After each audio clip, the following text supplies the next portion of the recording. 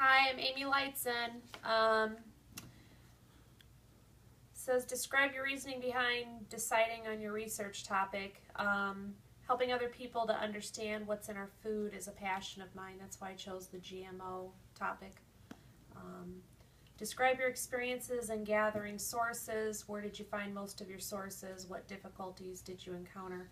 I found most of my resources on the Kendall Library and through online sources. I didn't have too many problems finding the info, but gleaning through the research papers was pretty time consuming. Describe the method you used for organizing your research notes. I wrote down the main points I wanted to make. It was pretty easy, and then I jotted down the info that I wanted to share within the main points. Relay the thesis statement of your research essay and one supporting argument. Since the introduction of genetically modified food, there's been an increase in health and environmental destruction that many believe is a direct link to these GM crops and how they are produced.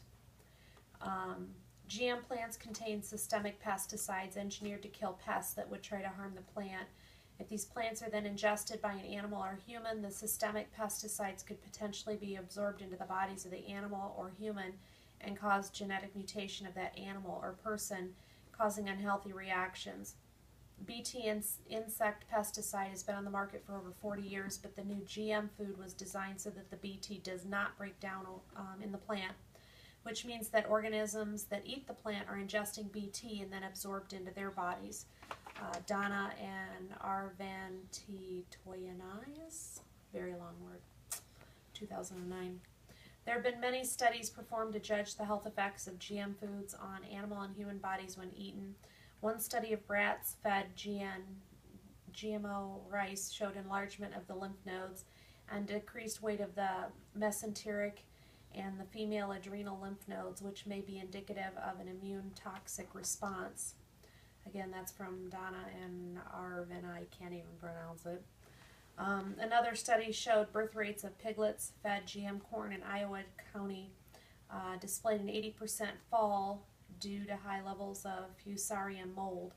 They go on to further state that the results of most studies with GM foods indicate that they may cause hepatic, pancreatic, and renal effects and may alter the hematological, biochemical, and immunologic parameters, the significance of which remains to be solved with chronic toxicity studies. Again, that Donna and the weird name. Thank you so much for listening to my presentation.